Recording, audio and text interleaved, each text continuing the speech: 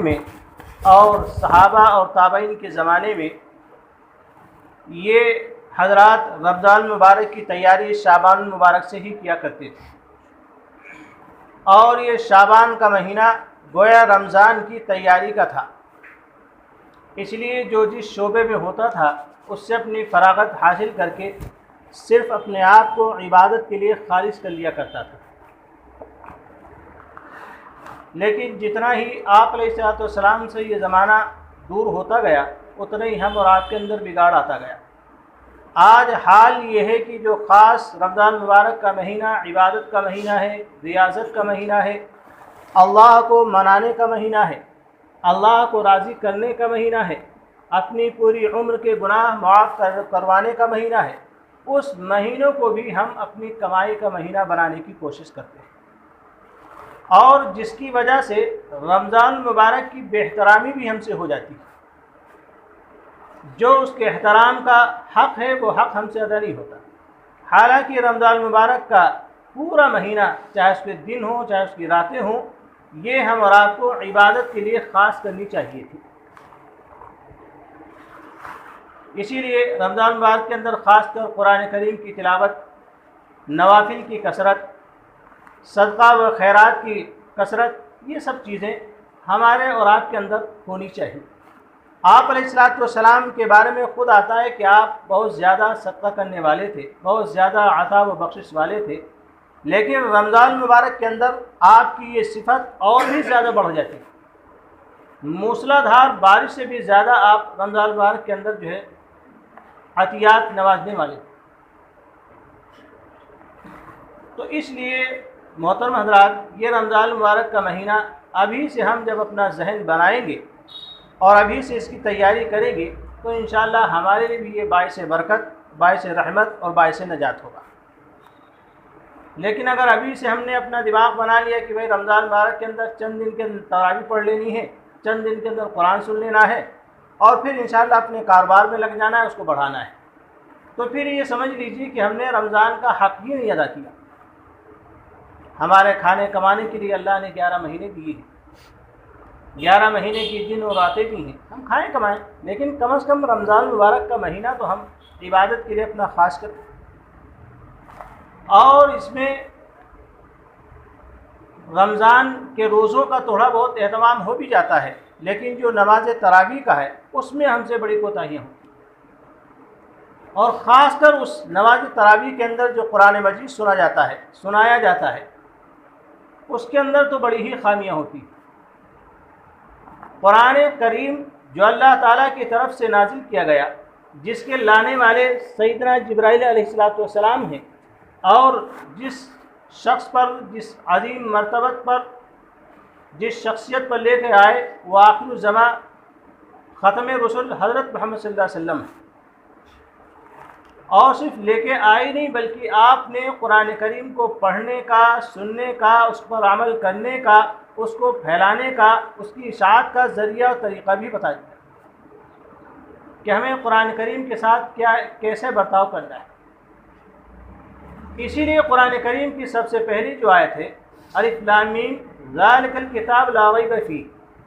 کہ قرآن کو ہم جیسے کھولیں اسی وقت ہمارے ذہن میں یہ بات بیٹھ جائے کہ یہ قرآن کریم اللہ تعالیٰ کی طرف سے نازل کردہ کتاب ہے، اس کے اندر کوئی شک شبہ نہیں، جو اس کے اندر وعدے کیے گئے ہیں یا جو وعیدات بتائی گئی ہیں یا جو اس کے اندر قرآن قصص سنائے گئے ہیں یا جو آئندہ آنے والے زمانوں کی اس میں پیشین گوئیاں کی گئی ہیں، وہ سب کی سب بالکل برحق،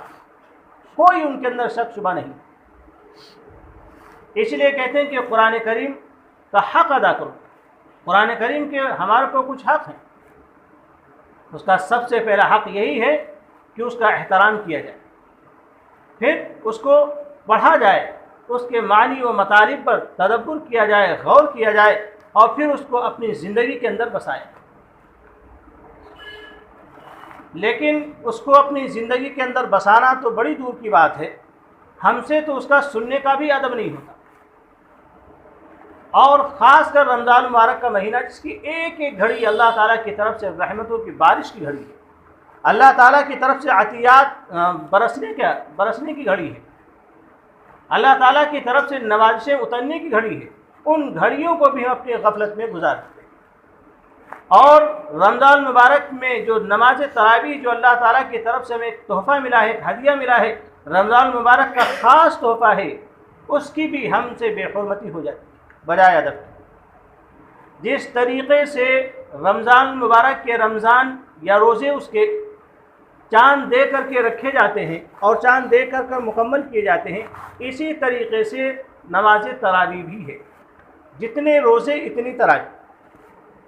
چاند دے کر کے اس کو شروع کیا جائے اور چاند دے کر کے مکمل کیا جائے۔ اب یہ قرآن کریم کا سننا ایک الگ سنت ہے اور تو نماز تراویح کا پڑھنا ایک الگ سنت ہے۔ لیکن ہم غلطی یہ کر بیٹھتے ہیں کہ ہم سمجھتے ہیں کہ بس قرآن کریم کے اندر کسی طرح قرآن سن لو، نماز تراویح کے اندر بس ہم فارغ ہو گئے، اور اس جلد بازی کے چکر میں ہم نہ جانے کتنی مرتبہ جو ہے قرآن کریم کی بے حرمتی کر رہے ہیں۔ حالانکہ قرآن کریم وہ ہے کہ جس کو اللہ تعالیٰ نے پہاڑوں پر پیش کیا، لیکن اس کے بوجھ کے اٹھانے سے پہاڑوں نے انکار کر دیا۔ یہ قرآن کریم خود بیان کرتا ہے۔ تو اللہ تعالیٰ نے حضرت انسان کو یہ بوجھ دیا، یہ انسان کے اوپر اللہ نے کرم فرمایا کہ اس کے بوجھ کو اٹھائے، اس قرآن کریم کی تعلیمات کو پھیلائے، یہ اس کے اوپر عمل کرے۔ لیکن ہم پہلے سے اپنا ذہن بنا لیتے ہیں کہ انشاءاللہ 10 دن کی قرآن سننا ہے، 5 دن کی سننا ہے، 6 دن کی سننا ہے۔ اور جو قرآن نماز تراویح کے اندر عمومیت کے ساتھ پڑھا جاتا ہے، اگر اسی کو ریکارڈ کر کے اور دوبارہ انہی قاریوں کو سنایا جائے، انہی حفاظ کو سنایا جائے، ان کے اساتذہ کو سنایا جائے، تو بلا روک ٹوک وہ کہہ دیں گے کہ ایسا پڑھنا حرام، ایسا پڑھنا ناجائز۔ کیونکہ قرآن کے اندر ورتل قرآن ترتیلا، آپ علیہ الصلوۃ والسلام جب قرآن کریم کو پڑھتے تھے، ایک ایک لفظ کو الگ الگ جدا جدا ایک ایک لفظ سمجھ میں آتا تھا۔ یہ قرآن کریم کا حق، اور اسی لیے فرمایا کہ ایک حرف پر 10 نیکیاں، ایک حرف پر قرآن کریم کے پڑھنے کے اوپر 10 نیکیاں ہیں۔ اگر کوئی شخص قرآن کریم کو نماز میں کھڑے ہو کر کے پڑھتا ہے تو ایک حرف پر 100 نیکیاں ہیں۔ بیٹھ کر پڑھتا ہے قرآن کریم کو نماز کے اندر تو 50 نیکیاں ہیں۔ اور اگر بغیر نماز کے پڑھتا ہے باوضو بیٹھ کر تو ایک حرف پر 25 نیکیاں ہیں۔ اور اگر صرف سنتا ہے، کوئی پڑھ رہا ہے، یہ بیٹھا سن رہا ہے، تو ہر حرف پر 1 نیکی۔ تو یہ تو نیکیوں کو بٹورنے کا، نیکیوں کا ذخیرہ بنانے کا ایک سبب اللہ تعالیٰ نے ہمیں دیا ہے کہ قرآن کریم کی ہم تلاوت بھی کریں، اس کو سمجھیں بھی اور اس کے اوپر عمل بھی کریں۔ لیکن یہی قرآن کریم جب تراویح کے اندر سنا جاتا ہے تو پھر ہم ان فضائلوں کو طاق میں رکھ دیتے ہیں۔ ہمارا صرف اپنا ایک مقصد ہوتا ہے کہ ہمیں اپنی دکان چلانی ہے، ہمیں اپنا کاروبار چلانا ہے، ہمیں یہ کرنا ہے، اس لیے بھائی جلدی سے فارغ ہو جائے۔ ہم یہ بھی نہیں دھیان دیتے کہ پڑھنے والا کیسا پڑھ رہا ہے یا کس انداز سے پڑھ رہا ہے یا ہم کس کو پڑھنے کے لیے منتخب کرتے ہیں۔ یہ سب کی ذمہ داری، پڑھنے والوں کی بھی ذمہ داری ہے، مسجد کے متولیوں کی اور کمیٹی والوں کی بھی ذمہ داری، ورنہ سب کے سب اللہ کے ہاں سب کا یہ گروان اور سب کا دامن یہ قرآن کریم پکڑ کے اللہ کے سامنے حاضر کرے گا کہ میری توحید میں یہ لوگ بھی شامل ہیں۔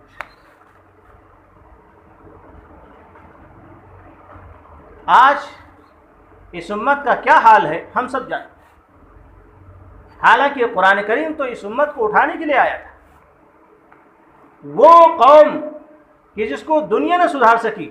جس کے اوپر کوئی بادشاہت کرنے کو تیار نہیں تھا، اس قوم کو سدھارنے کے لیے، اس قوم کو راہ پر لانے کے لیے اللہ تعالیٰ نے قرآن مقدس کو نازل کیا۔ اور پھر جب اس قوم نے، اس خطے والوں نے قرآن کریم کو اپنے اندر اتارا، قرآن کریم کے احکام کو انہوں نے اپنے اندر اتارا اور اس کے حقوق کو ادا کیا، تو اللہ تعالیٰ نے قیامت تک کے انسانوں کے لیے ان کو رہبر رہنما بنا دیا، قیامت تک کے لیے۔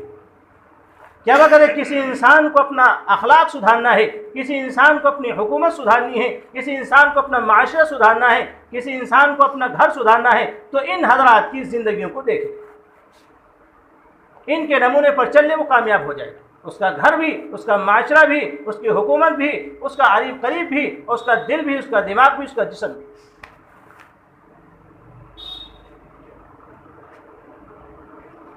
احیاء العلوم میں ایک کتاب ہے، امام غزالی رحمۃ اللہ علیہ کی غالباً، اس کے اندر ایک واقعہ دیا ہوا ہے، ایک وہ دیا ہوا ہے کہ اللہ تعالیٰ خود فرماتا ہے کہ اے بندے، جب تو راستے میں چل رہا تھا، چلتے چلتے تیرے محبوب کا، تیرے دوست کا خط آ جاتا ہے، تو ایک طرف رک کر کے، ٹھہر کر کے، بڑی غور سے اس کے ایک ایک لفظ کو، اس کے جو ہے جملے کو پڑھتا ہے، اس کے اوپر دھیان دیتا ہے، اس کے اوپر غور کرتا ہے، لیکن میرا کلام تیرے کانوں کے اوپر سے گزرتا تو دھیان نہیں دیتا ہے۔ کیا میں تیرے نزدیک تیرے دوست سے بھی غیر گزرا ہو گیا ہوں؟ اے میرے بندے،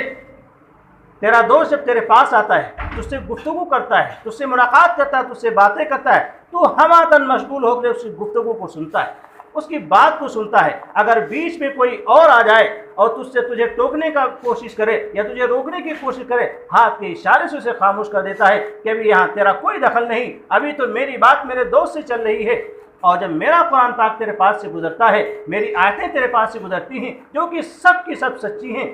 لیکن تو کان نہیں دھرتا ہے، کیا میں تیرے نزدیک تیرے دوست سے اور تیرے قریبی سے بھی گیا گزرا ہوں؟ یہ اللہ تعالیٰ کہتا ہے ہم اور آپ سے۔ اور نماز تراویح کے اندر جہاں بھی لمبی رکعتیں ہوتی ہیں یا 5-5 6-6 پارے ہوتے ہیں، یہ غالباً اکثر ایسا ہوتا ہے کہ جو پیچھے والے حضرات ہوتے ہیں یہ نماز کی بھی بے حرمتی کرتے ہیں، قرآن کی بھی بے حرمتی کرتے ہیں۔ ادھر نماز کھڑی ہے، امام قرآن کریم پڑھ رہا ہے، ادھر یہ لوگ اپنے کھیل میں مشغول ہیں، اور جب دیکھتے ہیں کہ امام رکوع پہ آ گیا تب اللہ اکبر کہہ کے رکوع میں چلے جاتے ہیں۔ یہ قرآن کی بھی توہین ہوئی، یہ نماز کی بھی توہین۔ اور نماز اور قرآن کو اگر ترتیل کے ساتھ نہ پڑھا جائے، اس کے الفاظ کی ادائیگی کے ساتھ نہ پڑھا جائے، تو سنو، اللہ علیہ وسلم نے ارشاد فرمایا کہ بعض آدمی ایسے ہوتے ہیں کہ وہ قرآن کریم کو کھول کر کے قرآن کریم کی کسی سورت کو پڑھنا شروع کرتے ہیں، جیسے وہ پڑھتے ہیں ان کے اوپر جو ہے اللہ کی رحمتیں برستی ہیں، اللہ کی رحمتیں نازل ہوتی ہیں، اللہ کی برکتیں ان کے اوپر برستی ہیں، اور ان رحمتوں کے اندر وہ غوطہ لگاتے ہوئے ہوتے ہیں۔ لیکن بعض بندے ایسے ہوتے ہیں، بعض انسان ایسے ہوتے ہیں کہ وہ جب قرآن کریم کو کھولتے ہیں اور سورت پڑھنا شروع کرتے ہیں، اسی وقت سے ان کے اوپر اللہ کے فرشتے لعنت کرتے ہیں،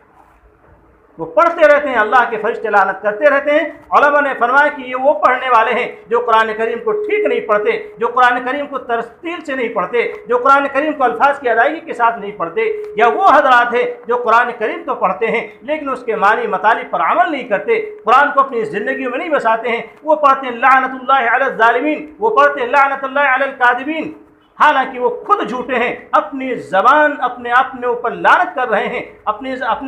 آپ کے جو ہے جھوٹے ہونے کی بنیاد پر اور ظالم ہونے کی بنیاد پر، قرآن کے حقوق کی، انسانوں کے حقوق ادائیگی نہ کرنے کی بنیاد پر خود وہ ظالم بنے بیٹھے ہیں، خود اپنے اوپر لعنت کرتے ہیں۔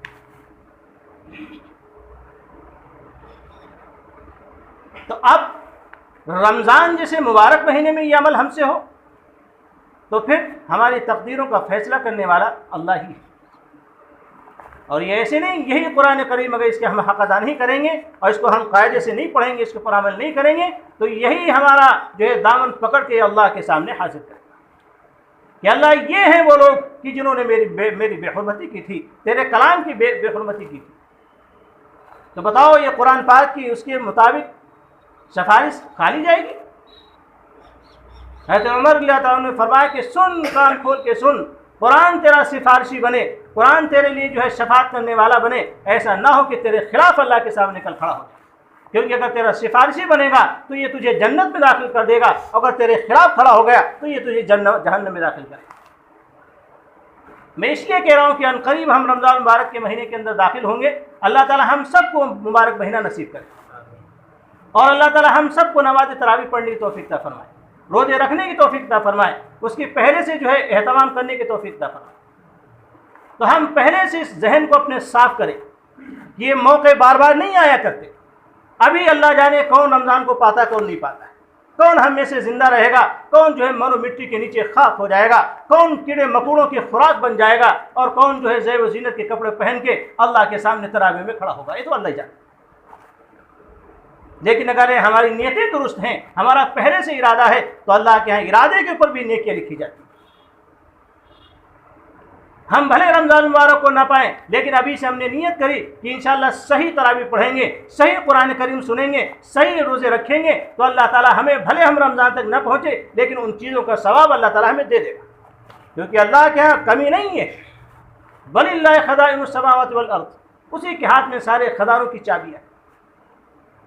اس لیے ہم اپنے دماغ سے یہ بات کو ابھی سے نکال دیں کہ ہمیں 5 دن کا پڑھنا ہے، 10 دن کا پڑھنا۔ ہاں اگر کوئی 10 دن کا قاری اچھا قرآن پڑھا رہا ہے، جس قرآن کے پڑھنے سے نماز ہو جاتی ہے، ہم بالکل پڑھیں اس کے پیچھے، لیکن پھر یہ نہ ہو کہ ہماری نمازوں کو بھی لالے پڑ جائیں۔ قرآن کریم کو ہم سیکھیں اور صحیح پڑھنے کی عادت ڈالیں، صحیح سننے کی عادت ڈالیں، ورنہ ہم تو یہ سوچیں گے کہ ہم بڑی نیکیاں کما رہے ہیں۔ آج ہم نے 5 پارے پڑھ لیے، آج ہم نے 10 پارے پڑھ لیے، لیکن پتہ چلا کہ اتنی دیر برابر ہم اللہ کی لعنت پہ رہے۔ تو اگر قرآن ایسے پڑھا جائے تو قرآن کی بھی حرمتی، اور اگر نماز میں غلط پڑھا جائے یا اتنی رفتار سے پڑھا جائے کہ کچھ سمجھ میں نہ آئے، تب بھی جو ہے وہ نماز کی بھی بے حرمتی ہے، قرآن کی بھی بے حرمتی ہے۔ بھائی آپ سے اگر کوئی آئے اور آپ اس سے خیریت پوچھیں تو ایک یہ ہے کہ ہاں بھائی میرا نام فلاں ہے، میں فلاں جگہ سے آیا ہوں، میرا یہ مقصد ہے، آپ کی سمجھ میں آ گیا تو آپ اس کی بات پر غور کریں گے اور جو آپ سے ہوگا وہ کریں گے۔ ایک آدمی کی بات ہی آپ نہ سمجھ پائیں تو کیا غور کریں گے اس کے اوپر؟ تو جو قرآن مقدس کو پڑھتا ہے، بھائی نماز کا ٹائم بعد میں دیا کہ بیٹھ جائیے، سنت کا ٹائم بعد میں دیا جائے، تو جو قرآن کریم کو پڑھتا ہے وہ صرف قرآن کو نہیں پڑھتا ہے، وہ براہ راست اللہ سے گفتگو کرتا ہے، براہ راست اللہ سے گفتگو کرتا ہے، اپنے رب سے مخاطب ہے۔ اور ہم سب جانتے ہیں کہ دنیا کا ایک معمولی آدمی ہو، ایک معمولی عہدے والا ہو، ہم اس کے سامنے جب گفتگو کرتے ہیں، اس سے جب بات کرتے ہیں، اس کا آمنے سامنے کوئی بات ہوتی ہے تو ہم کتنے مؤدب ہو کر کے، کتنے باادب گفتگو کرتے ہیں، کتنی نفی تلی گفتگو کرتے ہیں اور کتنے سلیقے سے گفتگو کرتے ہیں۔ تو اللہ جو حکم الحاکمین ہے، جس نے جو سب سے سب بڑوں کا بڑا ہے، جس نے ساری کائنات کو بنایا، جس نے سارے عہدے تقسیم کیے، ساری صلاحیتیں دیں، اس سے ہم گفتگو کریں، اس کے کلام کو ہم پڑھیں، اور ہمارا ذہن کہیں ہو، ہماری زبان کہیں ہو، ہمارا دل کہیں ہو، ہمارا دماغ کہیں ہو، تو کیسے یہ چیز ہو سکتی؟ پھر اللہ کیسے ہم سے مخاطب ہوگا؟ اس لیے قرآن کو ہم سیکھیں بھی، قرآن کو ہم صحیح پڑھیں بھی، اور نماز تراویح کے اندر بھی ہم قرآن صحیح سننے کی کوشش کریں۔ یہ ذمہ داری مسجد کے متولیوں پر بھی ہے کہ وہ صحیح حفاظ کا انتخاب کریں، اور یہ ذمہ داری حفاظ و قراء پر بھی ہے کہ وہ صحیح قرآن پاک عوام کے اندر پڑھیں تاکہ اس سے پڑھنے کا رجحان پیدا ہو۔ یہ نماز تراویح اس لیے دی گئی تھی کہ اس کے ذریعے سے ہم اللہ کے اپنا مقام حاصل کریں، یہ اس لیے دی گئی تھی کہ اللہ کے ہم اپنے گناہ معاف کروائیں، اس لیے نہیں دی گئی تھی کہ ہم نماز کی بے حرمتی کریں، اس لیے نہیں دی گئی تھی کہ ہم قرآن کی بے حرمتی کریں، اس کو غلط سن کر کے، غلط پڑھ کر کے، اور نمازوں میں ہم کھلواڑ مچا کر کے۔ ایک مسلمان کبھی وہ مسجد نہ آئے، کبھی نماز نہ پڑھے، وہ ہو اور ایمان کے ساتھ اس کا خاتمہ ہو، وہ جنت میں جا سکتا ہے۔ لیکن ایک مسلمان وہ ہے کہ بظاہر نماز بھی پڑھتا ہے، لیکن اگر اس نے کسی دین کی معمولی سے احکام کی، معمولی سے حکم کی اس نے اگر توہین کی ہے تو وہ پھر جنت میں نہیں جا سکتا۔ اس لیے ہم توہین سے بچیں، اس لیے ہم عزم کریں، ارادہ کریں کہ انشاءاللہ ہم تراویح کے اندر صحیح تراویح کا انتخاب کریں، صحیح قرآن کا انتخاب کریں۔ یہ اللہ نے مبارک مہینہ ہمیں جو ہے گناہوں کو معاف کروانے کے لیے اور نیکیاں اکٹھا کرنے کا دیا ہے۔ کیا پتہ اگلا سال رمضان ہمیں نصیب ہو یا نہ ہو۔ کمانے کے لیے سال بھر پڑا ہوا ہے، ٹہلنے کے لیے سال بھر پڑا ہوا ہے، اور جو ہے اپنے خواہشیں پوری کرنے کے لیے پورا سال پڑا ہوا ہے۔ اس لیے ایسی مسجدوں کا، ایسی جگہوں کا ہم انتخاب کریں جہاں قرآن کریم صحیح پڑھا جاتا ہو، صحیح سنا جاتا ہو، تاکہ ہم وہ اجر جس کا اللہ تعالیٰ نے وعدہ کیا ہے اس اجر کے ہم مستحق بنیں، اس گناہ کے مستحق نہ بنیں جس کو اللہ علیہ وسلم نے فرمایا ہے کہ قرآن کریم ہم پڑھیں بھی۔ اب آپ بات سوچیے کہ آدمی جو ہے نماز تراویح کے لیے کتنی مشقت اٹھا کے آتا ہے۔ آدمی جو نماز تراویح پڑھتا ہے اس نے سب سے پہلی مشقت تو یہ اٹھائی کہ وہ رمضان مبارک کے اندر بھی پورا دن وہ بھوکا رہا، بھوکا ہونے کے بعد جب وہ افطار کے اوپر بیٹھتا ہے قسم قسم کی چیزیں اس کے سامنے رکھتی ہیں، لیکن اس کے دماغ میں یہ بات بیٹھی کہ مجھے نماز تراویح پڑھنی ہے، وہ اپنا ہاتھ کھانے سے روک لیتا ہے، روکتا نہیں روکتا ہے، وہ اپنا ہاتھ پانی سے بھی روکتا ہے کہ اگر میں نے زیادہ پانی پی لیا، زیادہ کھانا کھا لیا تو تراویح کے اندر دقت ہو جائے۔ سب سے پہلا مجاہدہ یہ، اور پھر افطار کے بعد جو بدن کے اندر سستی آتی ہے اس سستی سے بھی وہ لڑتا ہے، اور لڑ کر کے وضو کر کے مسجد میں آتا ہے، مسجد میں کھڑا ہو کر کے امام کے پیچھے نماز پڑھنے کی کوشش کرتا ہے۔ اب اتنے مجاہدے کے بعد بھی اس کو اجر نہ ملے، اس کو ثواب نہ ملے، وہ اللہ کے ہم اپنا مقام نہ بنائے، تو کتنے بڑے افسوس کی بات، اس سے بڑا افسوس کیا ہوگا۔ کہ اس نے اپنے سارے وقت کو ضائع کر دیا۔ اس لیے جب ہم اتنی قربانی دیتے ہیں تو ایک قربانی تھوڑی سی یہ بھی دے دیں کہ ہم ان مسجدوں کا اور ان جگہوں کا انتخاب کریں، ان حفاظ کا انتخاب کریں جو صحیح پڑھتے ہوں، جہاں صحیح قرآن کریم پڑھا جاتا ہے، جس سے نماز درست ہو جائے۔ جو قرآن تراویح کے اندر حفاظ کرام پڑھتے ہیں وہ اگر عام نماز میں پڑھ دیں تو قسم خدا کی مسجد والے ایسے امام کو نکالتے کہ نہیں نکالتے؟ تو پھر کیا نماز تراویح کہیں الگ سے نماز آئی ہے؟ وہ بھی اللہ کی دی ہوئی، وہ تو اور انعام ہے، اور انعام کی آدمی زیادہ قدر کرتا ہے۔ اس لیے یہ میرے بات نہیں، یہ میرا بیان نہیں، ایک میرا درد ہے جو میں ہر رمضان مبارک کے اندر پہلے سے میں بیان کرتا ہوں، وہی درد میں آج بھی رکھ رہا ہوں۔ اللہ کرے کہ یہ میرا درد پوری امت کے مسلمانوں تک پہنچے اور ہم سب کو عملی توفیق عطا کرے۔